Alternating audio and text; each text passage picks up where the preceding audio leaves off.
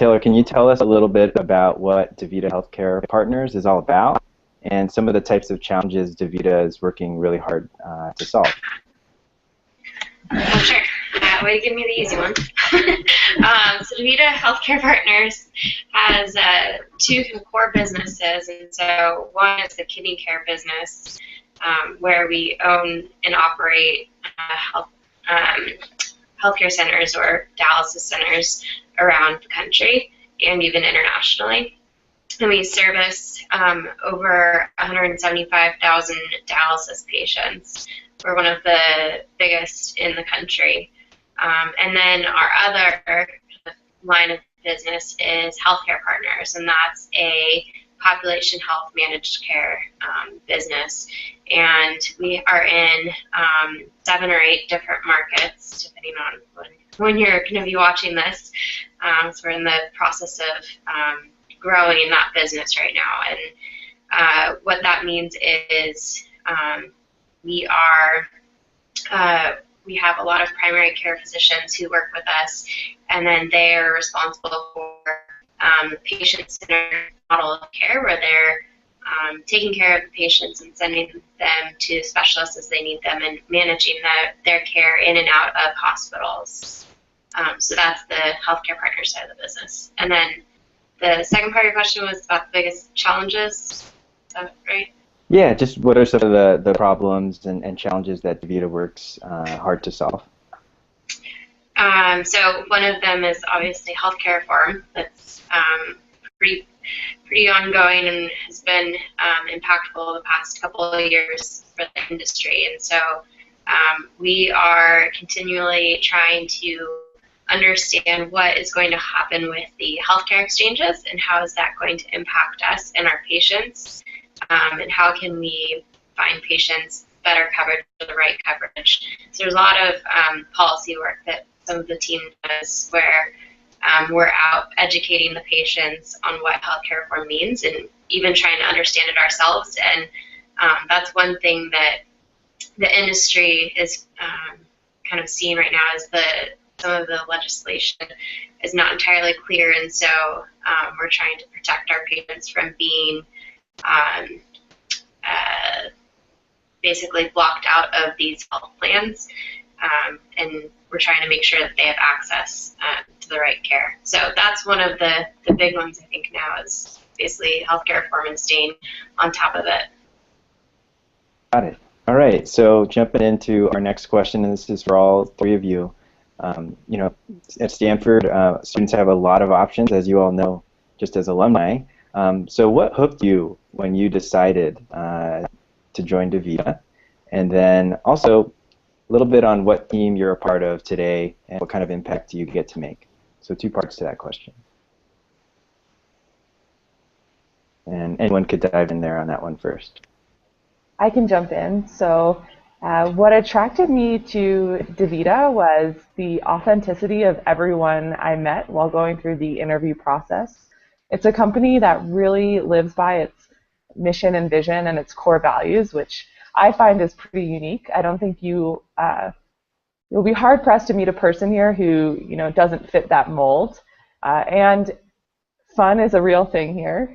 You laugh every day. You enjoy who you work with, and it just makes it great to come to work. And on my current team, talent development for revenue operations, it's a brand new team. So we're functioning in somewhat of a startup capacity, but our job is to develop and implement teammate and leadership development programs for these 1,600 teammates in revenue operations. And I'm very excited for the impact we can have on the entire company. There are a lot of people out there who really want to improve their skills and become the best that they can be, and I can't wait to be a part of the team that provides that. And Danny, you want to take that next? Yeah, sure. I'll go next. So I think what originally attracted me to DaVita was just the opportunity to work with a bunch of really smart people. Coming from Stanford, I think we all have expectations about what a job could be and the people that we want to be with, and I really wanted to be around people that are going to help me grow as a person. In the 3 years that I've been here, I surround myself with really smart, talented people who push me. Sometimes it's not a lot of fun because of there are very high expectations. But when you are able to kind of get through the grind, put a lot of good hard work in, and then you're appreciated for it, that's really something that I like and that's kept me here. As far as what our team does, I'll speak about half of it, and Taylor can probably take the other half because we're on the same team. But I'm currently looking at new market entries. So we have 2 joint ventures with both a hospital system and with a payer or an insurance company. And we have to think about how do we want to grow in these markets, and then within each of those markets, what factors will influence how successful we can be based on payer, hospital, competitive dynamics. So for someone that didn't have a business background, it's really fun getting to learn a lot about the way business works and how different factors and levers can influence your success in a certain place. All right. And Taylor, do you want to take that as well? Yeah. So I was obviously interested in healthcare, and that's why I was a human biology major. And I wasn't sure, you know, I didn't have any business experience. I heard about DaVita in the Redwoods program, where they kind of teach you the skills that you need, and you are in the healthcare sector, and at the end of the day, people are living better lives because of what we do. And so the vision and the culture of the company are really what drew me, and have also been what kept me, along with the people and the collaborative culture. So again, not having the kind of non-traditional background from a business perspective, it's been really helpful and nice to be able to go up to anyone and say, I'm thinking about this or working on this problem, and I think I might approach it this way. What do you think? And people who were not even on the same team or working on the same thing would stop what they were doing and spend the time to help and teach you. And so that was just an incredible kind of first year learning experience to have those resources and people who want to help you. And that collaborative culture is one of the things that I love most about DaVita. And then on the corporate strategy team, we are doing a lot of different projects, and a lot of our work has been focused on healthcare partners and growing that business. And so my role in projects have been looking at how do we get physicians to want to come work for healthcare partners, either by contracting with us as an affiliate or by selling their practice to us, and whether or not we want to grow in certain areas and how we want to grow. So that's what I've been working on the past couple of months. Cool. And I'm sure a lot of our students, as they hear from you what it's like at DaVita, are starting to think about how can I apply, how can I get in for an interview. So Danny, would you mind taking that on as far as just a real life, like how did you actually join DaVita? What was your application process like? Mariel, I know you went to the career fair yourself. Danny, how about you? Yeah, so I was connected through, I joined the Stanford Alumni Association, and we post both currently and in the past, I guess, post jobs for DaVita, and obviously we're looking for great talented people, so Stanford's a great place to put them, and I found it through there and just applied through, and they saw that I had a good resume, and when they bring you in for the actual interview process, for me it was a little bit different, but I can give you an explanation or description of what it would be like for anyone who's applying now. We do 2 rounds. So the first round would be on campus, and it would be a 45-minute case interview, so similar to any of you who are doing consulting work. It'd be a management consulting type case, and then also a kind of mission values or a fit case where we learn a little bit more about you, how you solve problems, experiences that you've had, those types of things. And if you do well in the first one, we'll send you to a second round out here in Denver, and it will be a full day. So the first half of the day, you will actually go to a dialysis center and see what our business is, and why we're doing the things we're doing and how we're doing them. And then the second day will be another case interview, and then 2 or 3 behavioral interviews as well. And then you fly home, and we'll let you know usually within a week. So we try and have a good turnaround for the amount of time it actually takes to learn about whether or not you got the offer. All right, I was going to ask this later, but since we have disclosed that you're actually the person that's going to be on campus interviewing the students, Danny, if I have that right, what specific advice do you have for the students if they might meet you soon? Yeah, I think one of the big things is that for students that don't have experience in business or maybe aren't planning on doing the normal consulting route, a lot of people haven't done cases before. So there's a book called Case in Point, which is a great preparation tool. Also, there are other things you can search online. A lot of the big consulting firms, McKinsey, Boston Consulting Group, or Bain, you can look on their websites, and they have some sample cases. So just getting experience to what a case is, how you would tackle the problems that are asked of you, can make it a lot easier. People who usually don't do well in the case aren't those who aren't capable, it's those who have never had experience doing it before. All right, and so as far as like what students would be interviewing for, Mariel, can you tell us a little bit about what the Redwoods Analyst Development Program is like? Where might students work within the company through it, and just a little bit about the program? Sure. So the Redwoods Analyst Development Program is a year-long program, and it's designed for recent postgraduates to become entry-level analysts. So after you interview and you get an offer, you'll go through a placement process where you'll have a mutual selection to find the team that you're going to be on. And it's not a rotational program, so that's going to be your team for usually your entire first year and maybe even longer. And during that first year, you'll get one hands-on training. We start the year with 3 weeks of training that includes anything from PowerPoint to Excel to department overviews. A really fun part is a group case study where they divide the analyst class into groups of 5 and give you a real-life business problem, and you work with people at DaVita to solve that problem and present it. And then from there, throughout the year, you'll meet at what we like to call development sessions, which usually happen quarterly.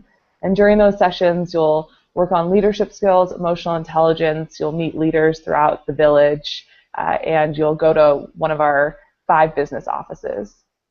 During the program, you also get a buddy who's a recent Redwoods analyst, so you can ask them questions like, how do I do this in Excel, or I don't know what Outlook is, can you explain it to me? And you'll also get a mentor who's usually a tenured leader in the village, and they're there to help you with career growth, with navigating the company as a whole, and really helping you achieve your goals. And then once the program is over, you'll stop attending those development sessions, but you'll forever be an alumni, and you'll have the chance to help develop others and really take control of your own career and decide where you want to go within DaVita. So for example, Danny has been on the corporate strategy team for his entire time here. I spent 2 years on a process efficiency team with Taylor and just recently moved, and Taylor spent 6 years on one team and moved to another. So you really have the power and the skills from Redwoods to define your path. Yeah, and talking about path, Taylor, I guess you were at one point Mariel's manager, so kind of just talk to us a little bit about kind of tailoring your own path. You went from analyst all the way to managing a former Stanford alumni. So how did that happen for you? Yeah, so I started as a Redwood analyst, and then 2 years later was promoted to senior analyst, and then about a year later, I think, Mariel started. And as part of my growth and development on that team, and why I stayed on it so long is there were a ton of leaders looking out for my growth and professional career path, and so that I wanted to learn how to lead a team and manage, especially those who really want to do well. So Mariel was direct report when I was 3 years into my career, and then I think it was about probably 8 months later then I did another direct report, and so the team that I could handle it and Taylor? Taylor, Mm-hmm. I think the connection was getting a little bad there, so I'm gonna jump to the next question, and then let's see if for the next one maybe the signal's a little better. But Mariel, could you take this one on just? Oh, sorry, Danny, the internship experience. I know some students aren't looking for full-time right now. Can you speak to us a little bit about what their summer might look like?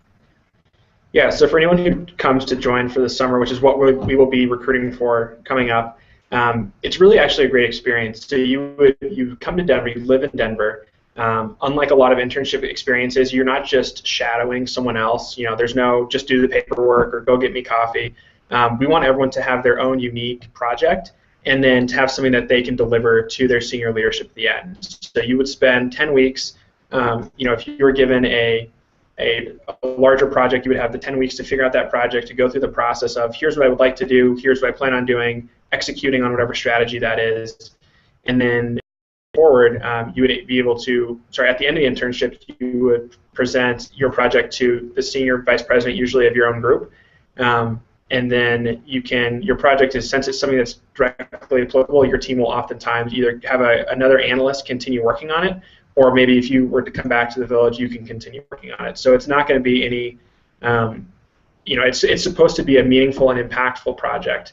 And then, so that's on the, I guess, within work, but outside of work, you're joining a class of usually 20 other students, and then it's the MBA students as well, so a great opportunity to network. There are leadership sessions, so you will meet the CEO and a lot of the other senior level executives. We do fun activities like go rap. All right. Looks like Danny went pause on us for a second. Mariel, you're there, I think. We're dropping like flies. No, so Mariel, culture-wise, tell us a little bit about what it's like at DaVita. I know you call each other teammates, not colleagues. There's a DaVita Academy. What's it like? These interns would be flying all the way to Denver. Give them a preview. Yeah, so DaVita has a really unique but very fun culture. We really abide by our 7 core values, and which are, I guess I can say them, but service excellence, integrity, team, continuous improvement, accountability, fulfillment, and fun. And everyone here, I think, demonstrates an aptitude for all of those core values, but they really guide our work and how we behave. And as you mentioned, we do call each other teammates, and we call our company a village. And we have a lot of acronyms for everything. So we shorten a lot of things. We have our own DaVita-ese language. And it really cultivates, I think, a familial sense. We are a community. We are not just a corporate company. And we really care for each other's well-being. And we're all on the same team, driving towards the same goal. And one of the things DaVita loves to do is development. And as you mentioned, we have a DaVita Academy. So every new teammate will go to Academy within the first couple months that they're at DaVita. And there you'll be fully immersed for 2 days with teammates from across the country, those people that work in our facilities providing dialysis, as well as people from all of the corporate offices.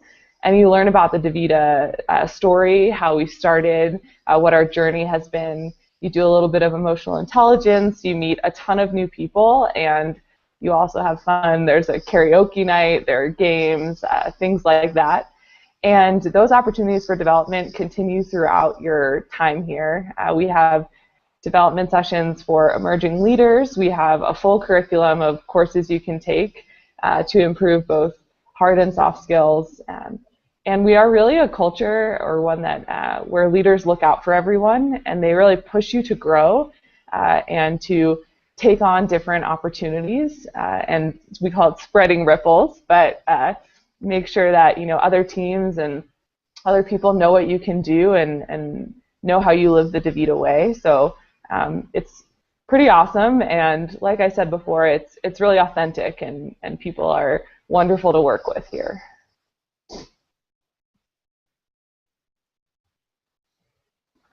On that note of what it's like to work there, what's the rest of your day look like, Mariel? Like, what's on your calendar, like real life?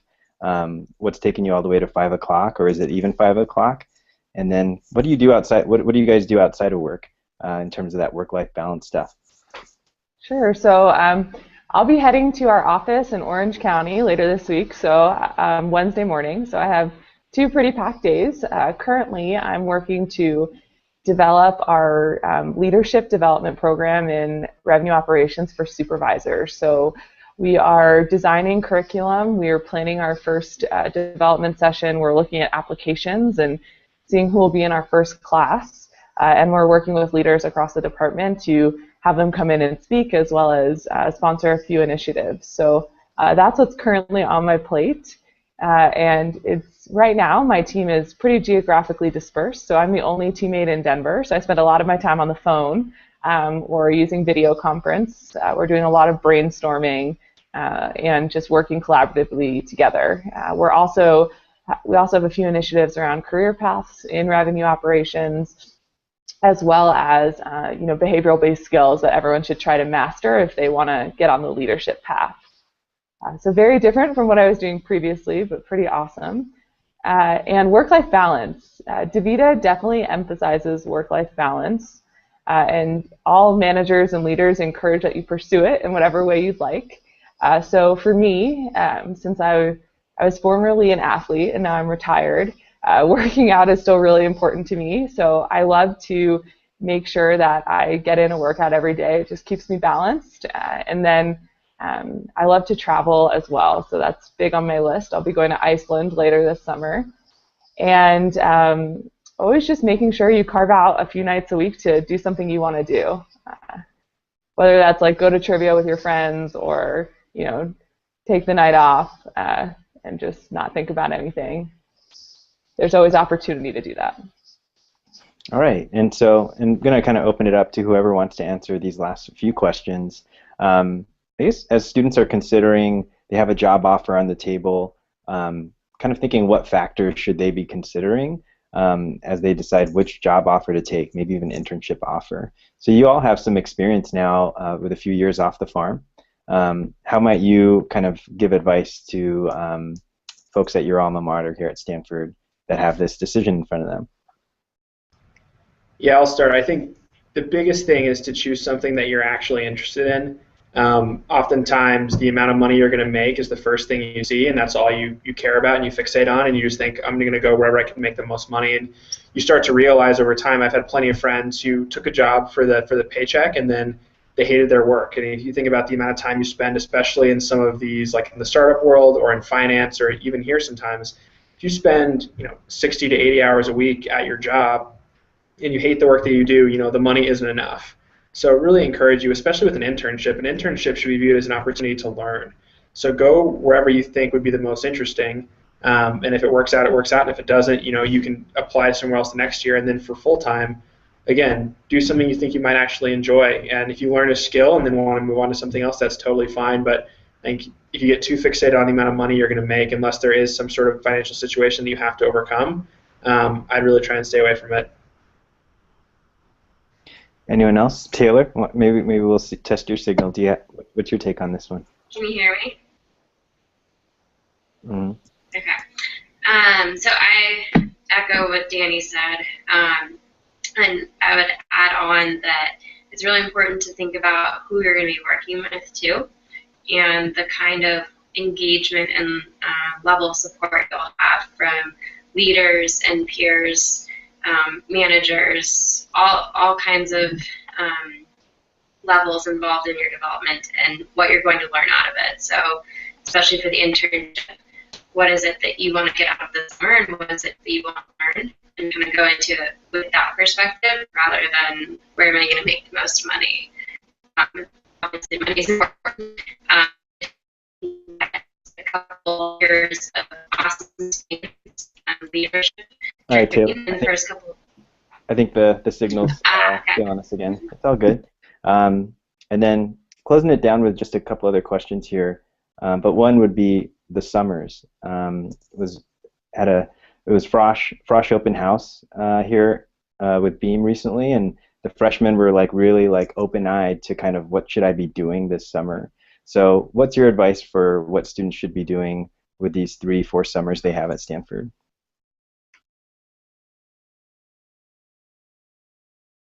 Yeah, I'll start. So at freshman year, it can be difficult to get an internship just because of your age. So oftentimes trying to do research, doing some traveling.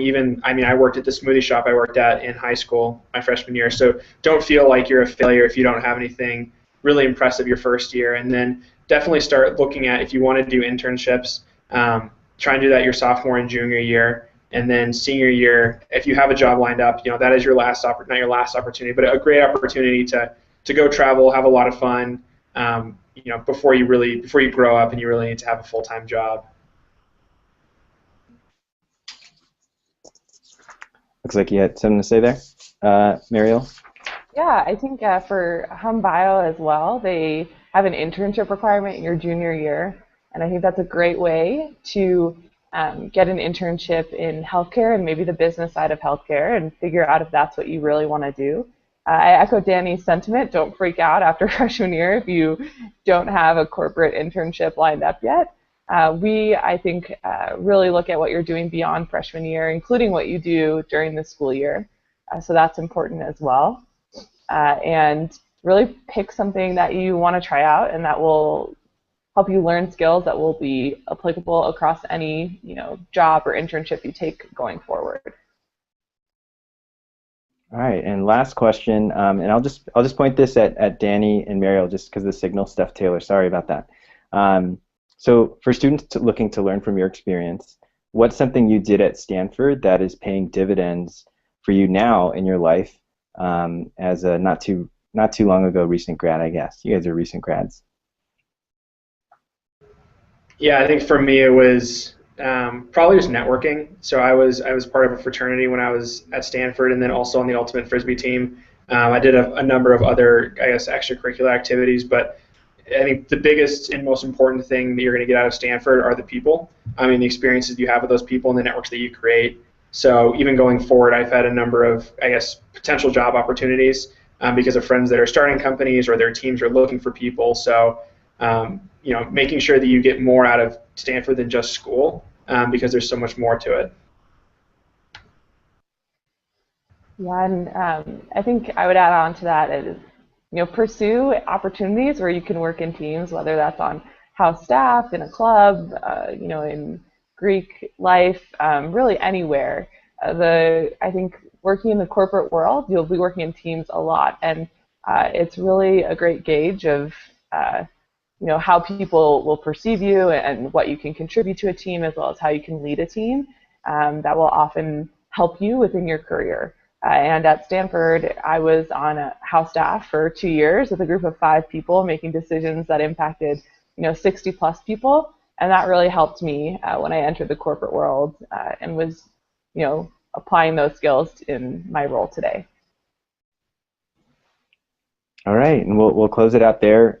Thank you, Danny, Mariel, Taylor, for telling us a little bit about DaVita Healthcare Partners. For students out there that want to meet the recruiters, they'll be here this week on Wednesday, January 13th, 12 o'clock, here at Beam in the second floor lounge. And then if you're watching this at a later date and you still want to apply, on Handshake, you students can apply. The job applications are up there.